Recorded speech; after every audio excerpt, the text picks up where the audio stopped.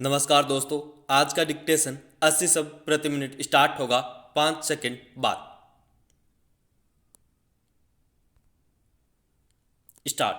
महोदय, हमारे जीवन में संगीत का व्यापक स्थान है।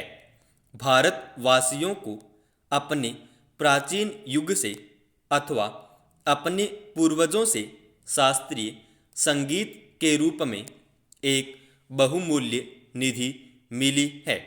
हमारे पूर्वजों की दृष्टि में संगीत का ध्येय आध्यात्मिक साधना था और उन्होंने संगीत का इसी आदर्श के अनुकूल विकास किया। हम कह सकते हैं कि हमारे देश में यह कला पूर्णतः शिखर के ऊपर पहुंच चुकी थी। संगीत के ध्येय के संबंध में आज हमारे विचार चाहे कुछ भी हो, यह सभी स्वीकार करेंगे कि इसमें सामंजस्य की ओर ले जाने वाली और व्यक्त जगत से ऐक्य का आभास कराने वाली शक्ति निहित है। संगीत के वातावरण में ही नहीं बल्कि श्रोताओं और गायकों के मन में भी सामंजस्य की उत्पत्ति होती है। संगीत के उच्च ध्येय और व्यापक प्रभाव के कारण ही प्राचीन काल में भारतवासियों ने संगीत को जन साधारण के सामाजिक तथा सांस्कृतिक जीवन में ऊंचा स्थान दिया था। शायद ही कोई ऐसा भारतीय त्योहार या उत्सव हो जिसमें संगीत का आयोजन न होता हो। संगीत जन्म से मृत्यु पर्यंत हमारे साथ रहता है। हमारे सभी रीति रिवाजों में इसका कुछ न कुछ स्थान है। शताब्दियों से हम संगीत के प्रशंसक तथा उपासक रहे हैं और हमने इसकी गणना सदा मानव की उच्चतम साधनाओं में की है। काल के प्रभाव से हम लोगों की रुचि में काफ़ी परिवर्तन हुआ, परंतु शास्त्रीय संगीत उसी प्रकार बना रहा और उसमें कोई विशेष और मौलिक परिवर्तन नहीं हुआ।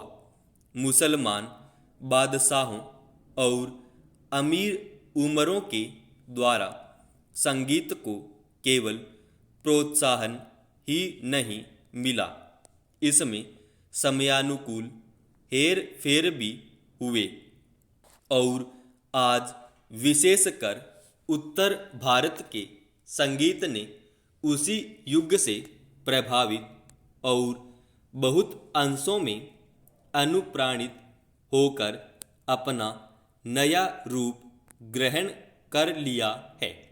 पर जो भी हेर फेर हुए वे हैं ऊपरी पोशाक मात्र ही। भारतीय संगीत शरीर और आत्मा से अभी भी वही प्राचीन शास्त्रीय संगीत बना हुआ है।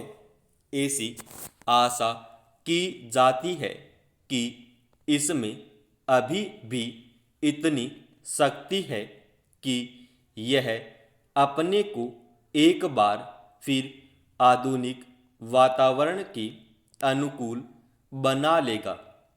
प्राचीन संगीत कला भारतीय रजवाड़ों के दरबारों में उनके आश्चर्य से पनपती रही।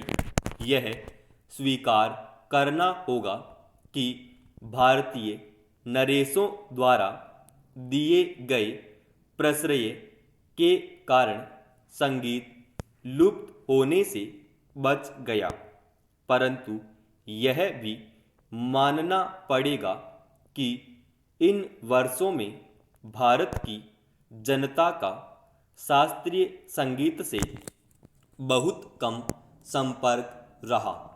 अतः जनता और हमारे परंपरागत सर्वश्रेष्ठ संगीत के बीच एक खाई पैदा हो गई। यदि हमें संगीत को जीवित रखना है और सहस्त्रों वर्ष पुरानी इस अमूल्य परंपरा की रक्षा करनी है तो हमें इस खाई को पाटना होगा। यदि यह आवश्यक हो तो शास्त्रीय संगीत में ऐसे संशोधन करने में कोई बुराई नहीं जिनके फलस्वरूप यह लोकप्रिय बन सके। इसके साथ ही जन साधारण को भी शिक्षित करने की आवश्यकता है जिससे उनकी रुचि अधिक परिष्कृत हो सके और वे शास्त्रीय संगीत का आनंद उठा सकें। भारत गणराज्य में नरेशों अथवा रजवाड़ों का अच्छा स्थान है। समाप्त।